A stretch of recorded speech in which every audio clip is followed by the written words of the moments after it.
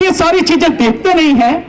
क्या हमें न्यूज हम सुनने के, जानकारी लेने के अधिकारी नहीं है?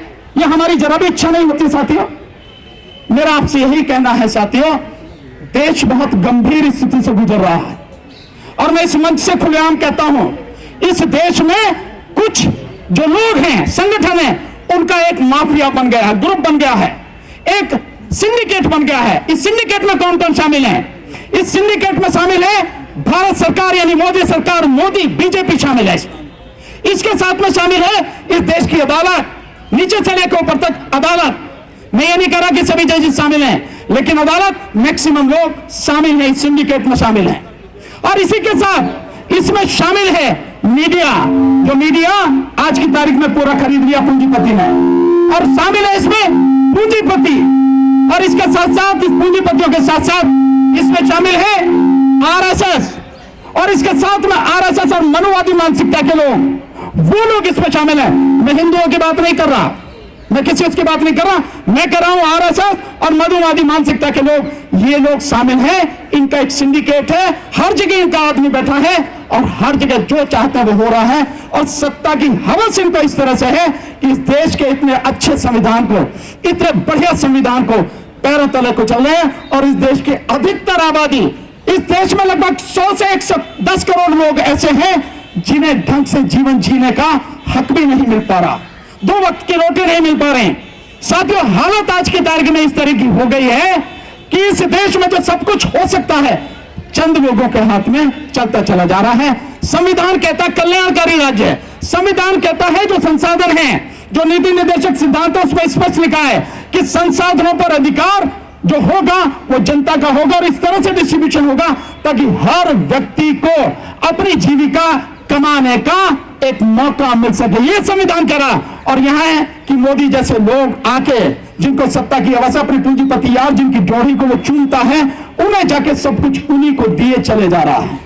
1% लोगों के पास में 73% संपत्ति इस देश की है। क्या संविधान का हनन नहीं हो रहा? क्या संविधान को कुचला नहीं जा रहा? साथियों, ये बहुत सी चीजें हैं जो लगातार हो रही हैं। ऐसी हरियाणा में हुआ। और मैं आज आपके सामने एक बात कह के अपनी बात खत्म करूंगा। सिर्फ एक बात और कहूंगा, मुझे यहां शिकायत यहां के विपक्ष से भी है। और क्या शिकायत है विपक्ष से?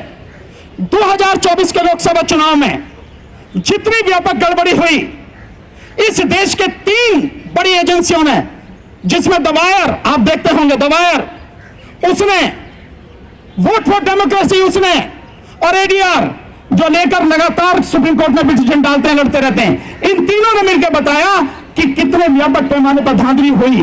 क्या धांधली हुई? धांधली हुई 4,65,46,884 वोटें बढ़ाई, जिसकी वजह से 79 सीटें जीतकर बीजेपी आई। 79 कम कर दीजिए, बीजेपी 160-161 पर सिमट जाती है, सरकार नहीं बन रही थी।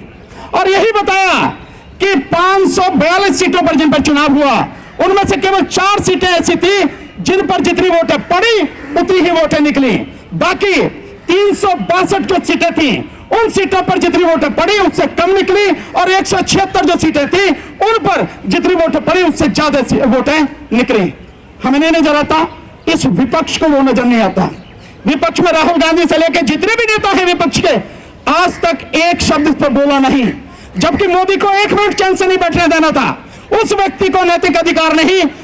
2024 के चुनाव से पहले लगातार हमने खूब शोर मचाया, देश के कोने कोने तक पहुंचाई आंदोलन, तब नहीं समझ में आ रहा था गड़बड़ी है, बेईमानी है, धांधली है। और अब सब निकल के आ रही हैं, वहां से निकल के आ रहे हैं महाराष्ट्र से कि जो कैंडिडेट है उस कैंडिडेट की वोट अपने बूथ में नहीं है, ये निकल के आ रही है। ये सारी चीजें बताने का एक सी मकसद है, आप मेरे भाई हैं, बहनें हैं, आप समझो इस बात को, अपनी जिम्मेदारी को समझो, नहीं तो कुछ बचेगा नहीं। तुम्हारे चुप रहने से बर्बादी निश्चित हो जाएगी। तुम सड़क पर नहीं आओगे, कोई और आने वाला नहीं है।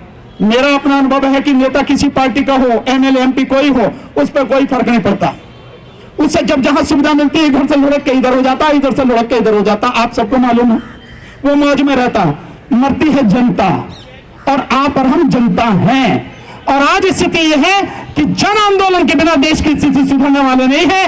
मैं चाहूंगा कि अगर वकील इसमें लीड लें, आगे बढ़ के जन आंदोलन को खड़ा करें, तो शायद बहुत अच्छा रहेगा, नहीं तो सब कुछ तबाही के कगार पर है। हाँ, लोगों के दिमाग में एक ऐसी भावना जाती है कि ये पूरे देश में एक ऐसा माहौल बनाना चाहते हैं कि जितनी भी मस्जिद हैं उनके सबके नीचे मंदिर स्थापित करना चाहते हैं। मैं कह सकता हूं इस देश के अंदर दलित और मुस्लिमों को प्रताड़ित किया जा रहा है।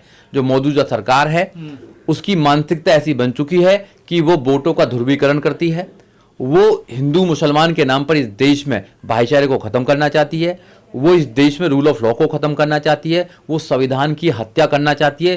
कोर्ट का अगर आदेश था, वहां लोग जाना भी था, तो वहां का जो प्रशासन है, लोकल प्रशासन है, उसको पहले ही लोगों को अवेयर करना चाहिए था। मस्जिद के जो मौलवी हैं या मस्जिद के जो लोग हैं, मैनेजमेंट के लोग हैं, उनको कहना चाहिए था कि जितने भी विश्वास वाले लोग हैं उनको इकट्ठा करके उनको ये मैसेज पहुंचाया जाए कि ये जो सर्वे है ये एक प्रक्रिया है, कोर्ट की प्रक्रिया, इसमें ऐसा कुछ नहीं है। जब लोगों को समझाने का काम करते, गुड फेथ में लेने का काम करते, ट्रस्ट उनका बन जाता, तो फिर क्या पता सर्वे में कोई प्रॉब्लम नहीं होती। आप जबरदस्ती करने का काम करते हैं, आप ऐसा दिखाने का काम करते हैं जैसे कि ये जबरदस्ती कर रहे हैं, तो लोगों के दिमाग नारेबाजी होती है। हाँ, लोगों के दिमाग में एक ऐसी भावना जाती है कि ये पूरे देश में एक ऐसा माहौल बनाना चाहते हैं कि जितनी भी मस्जिद हैं उनके सबके नीचे मंदिर स्थापित करना चाहते हैं। तो आप लोग भी तो कहते हैं बुद्ध विहार है और थोड़ा लागू खोदो इनको नीचे को। हम लोग तो सर्वे नहीं करा रहे कहीं से भी, हमारे कहने से सर्वे नहीं कर रहे हैं। नहीं, आप हम भी तो गए थे, आप पर तो फाइन लग गया। हाँ, तो सुप्रीम कोर्ट में अगर हमारे लोग जाते हैं तो फाइन कर देता है। सच्चाई तो यही है। इस देश के अंदर जो 84,000 बुद्ध विहार थे वो कहाँ गए हैं? कहाँ गए ना? जो लोग बाहर से आते थे उन्होंने कराया, मगर अब देश आजाद हो चुका है, जो जिसको मान रहा है उसको मानने दीजिए, यही तो आजादी है, यही तो समता और स्वतंत्रता का काम है, यही तो संविधान आजादी देता है सब लोगों को। आप केवल ये मैसेज देना चाहते हैं कि हम लोग, जब हमारी सरकार आती है तो एक जाति विशेष, धर्म विशेष के लोगों को हम प्रताड़ित करते हैं, तो और लोग खुश होते हैं इस बात से, और लोगों को शांति पड़ती है इस बात से। मुसलमानों को प्रताड़ित किया जा रहा है आपकी नजर? बिल्कुल 101% मैं कह सकता हूं इस देश के अंदर दलित और मुस्लिमों को प्रताड़ित किया जा रहा है। जो मौजूदा सरकार है उसकी मानसिकता ऐसी बन चुकी है कि वो वोटों का ध्रुवीकरण करती है, वो हिंदू मुसलमान के नाम पर इस देश में भाईचारे को खत्म करना चाहती है, वो इस देश में रूल ऑफ लॉ को खत्म करना चाहती है, वो संविधान की हत्या करना चाहती है, संविधान के जो प्रोविजंस हैं, जो पावर देते हैं लोगों को, उनको धीरे धीरे खत्म कर रही है। इसलिए मैं आपके चैनल के माध्यम से देश के नौजवानों से, देश के किसानों से, देश की महिलाओं से, देश के उन बुद्धिजीवी लोगों से कहना चाहता हूं कि आप इनके चक्कर में मत आएं। आप अपने लोगों को आप प्रोग्रेसिव बनाएं, अपने बच्चों को एजुकेशन दें और इस देश को महान बनाने का काम करें, क्योंकि ये जो दंगा है ये साजिश है एक प्रकार की आपके आने वाली पीढ़ी को बर्बाद करने की।